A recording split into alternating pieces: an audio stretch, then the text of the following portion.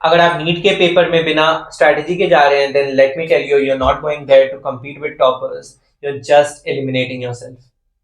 देखो यार, लास्ट के 2 से 3 दिनों में तो हमने नॉलेज को तो ड्रास्टिकली नहीं बढ़ा सकते, but my dear friend, what you can do is you can get your paper attempting strategy right. जी हाँ, वही डिटरमिन करेगा कि आपका सिलेक्शन होगा या नहीं होगा, whether your rank will go up by thousands और कम डाउन. सो आज के वीडियो में मैं आपको 3 चीजें दूंगा your exact paper attempting strategy, कि हमें कौन सा पेपर पहले करना है और क्यों करना है. Secondly, your OMR filling pattern. I got the OMR sheet with me, मैं आपको फिल करके भी दिखाऊंगा कि मैंने कैसे फिल किया था. ये आपका टाइम और स्पीड दोनों डिटरमिन करेगा. एंड थर्डली, वेरी इंपॉर्टेंट, कि आपके ये लास्ट 48 आवर्स में एग्जैक्ट रिविजन प्लान क्या होना चाहिए, मैंने कैसे रिवाइज किया था, आपको क्या बेनिफिट करेगा. So without any further delay, let's get straight into it. NEET एक नॉलेज बेस्ड एग्जाम सिर्फ नहीं है. It's an exam where you make decisions under tremendous pressure of time and mental stress. So it's very important कि हम अपने सबसे strongest subject से पहले स्टार्ट करें. और मोस्टली लोग क्या करते हैं, biology, chemistry and then physics. I would recommend कि आप बायोलॉजी तो डेफिनेटली पहले करें, एंड देन फिजिक्स और केमिस्ट्री में जो भी आपको अपना पर्सनल स्ट्रेंथ लगता है, यू गो विद दैट. अपने फेवरेट सब्जेक्ट से इंपॉर्टेंट है स्टार्ट करना, because that helps you build that initial confidence. Then एक मोमेंटम बनता है, you feel in control of the paper, आप पैनिक बिल्कुल नहीं करते. देन सेकेंड पार्ट इसमें है कि हम हर सब्जेक्ट को 3 राउंड में सॉल्व करेंगे. Okay, then in the first round we do those question which are very easily solvable, जो आपको एकदम इमीडिएट देखते ही पढ़ते ही क्लिक करते हैं, and you finish those in 20-30 seconds. while doing those questions, अपना जो फर्स्ट गो थ्रू कर रहे हैं आप क्वेश्चन पेपर का, उसमें आपको मार्क करने हैं वो क्वेश्चंस जो मॉडरेट लेवल के हैं, and you feel that they are solvable but they require some thinking and some amount of time. Then एक बार ये क्लीन स्वीप हो जाए फर्स्ट राउंड ऑफ क्वेश्चंस का, इजी वाले का, you come into the second round, you do those moderate questions which you had kept marked. So उसको अच्छे से करें, टाइम देके करें, जितना टाइम वो क्वेश्चन डिजर्व करता है, बिल्कुल रश नहीं करना है. And then finally in the third round we do those questions which were not solvable, जिसका आंसर आपको ठीक से पता नहीं थे, एंड या फिर पता थे तो आपको दो ऑप्शंस में आपको डाउट है, and you do that by process of elimination, and you can take a educated guess when there are 2 options remaining. 2 से ज्यादा ऑप्शन में डाउट है तो it's better to leave the question, because negative marking can impact you heavily. एक छोटी सी OMR mistake and आपका पूरा paper जिस पे सालों की मेहनत पानी में जा सकती है. बच्चे इस बात पर उतना ध्यान नहीं देते हैं. बहुत क्रूशियल है कि आप ध्यान दें कि OMR फिलिंग पैटर्न कैसा है हर एक सब्जेक्ट का. सो चलिए आपको फिल करके दिखाते हैं, एंड आपको किस पैटर्न में, किस मेथड में OMR फिल करना है, क्या सीक्वेंस होना चाहिए. सो यहाँ OMR शीट है मेरे पास, एंड हर सब्जेक्ट को, हर पार्ट को हमें 45 के चंक्स में डिस्ट्रीब्यूट करना है. ओके, जैसे हमने पूरा बॉटनी सॉल्व कर लिया, अपना सारा आंसर्स उसमें मार्क कर लिए, तीनों राउंड्स के हमारे क्वेश्चन सॉल्विंग खत्म हो गई. Then we pick up our OMR for the first time. उसके पहले आपने ऑब्वियसली स्टार्ट करने के पहले roll number, test booklet number and अपना mother name, father name and signature सब कर लिया होगा ऑब्वियसली. सो उसके बाद फर्स्ट टाइम हम पिकअप कब कर रहे हैं, जब हमने एक पूरा सब्जेक्ट सॉल्व कर लिया, पूरी बॉटनी सॉल्व कर ली, then we get to the OMR. So first of all मैं आपको दिखाता हूँ कि हमें एक OMR को कैसे फिल करना है एग्जैक्टली. ओके, लाइक 117 फिलिंग, ठीक है. सो हमें एग्जैक्टली सेंटर से स्टार्ट करना है, and then we go about it. ठीक है, सेंटर से स्टार्ट करके हमें तब फिल करना है. जैसे 118 में we start from the centre and then we fill the space around it. ठीक, और अच्छे से फिल करना है आपको, कोई गैप ही वहाँ पे लीव नहीं करना है बिल्कुल भी. सो ऐसे आपको एक OMR को सॉल्व करना है, सेंटर से आपको पेरिफेरी करना है. ठीक है, तो इससे आपका टाइम भी बचेगा और पूरा आपका बबल भी फिल होगा अच्छे से. देन कैसे एग्जैक्टली हमें करना है, जैसे हमें 5-5 का सेट लेना है. जैसे यहाँ पे मान लीजिए मेरी आंसर स्क्रिप्ट है, आई सी 5 questions in my answer script, से फ्रॉम 121 टू 125. ठीक है, मैंने देखा कि 34124 अपना उसमें मैंने आंसर्स हैं. सो मुझे उसे रिपीट करते रहना है, 34124. सो आई स्टार्ट फ्रॉम 121. ठीक है, तो ऐसे हमारा बहुत क्विकली होगा, 341. आपको उसको रिपीट करते रहना है, 34124, 34124, 34124. ठीक है, 34124. फिर मैंने नेक्स्ट 5 देखे, जैसे 12314. सो 12314.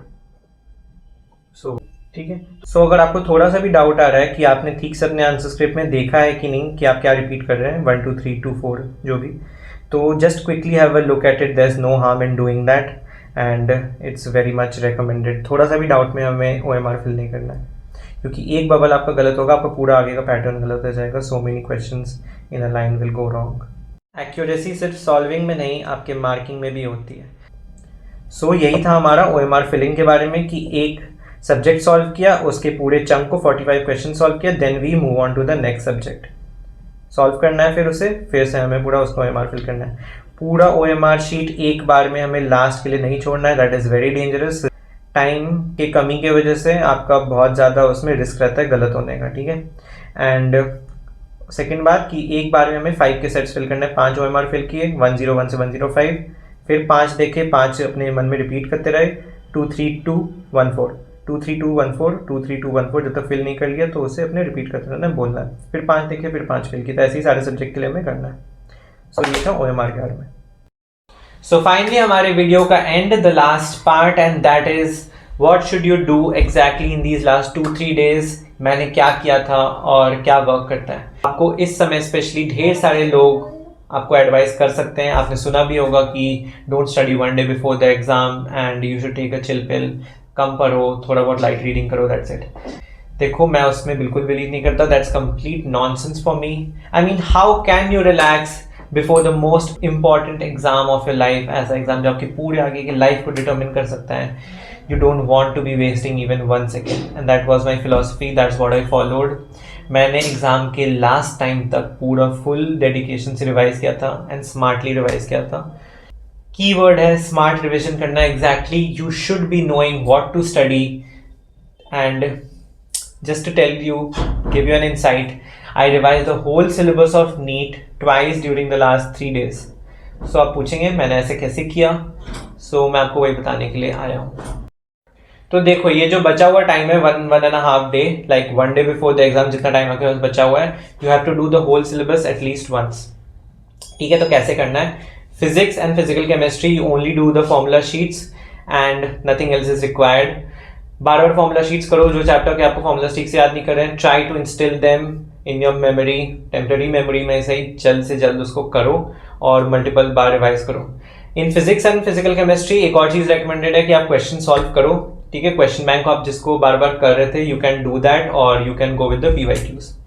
सो अब NCERT बहुत इंपॉर्टेंट है बायो में, इनऑर्गेनिक केमिस्ट्री में और ऑर्गेनिक केमिस्ट्री में, ठीक है।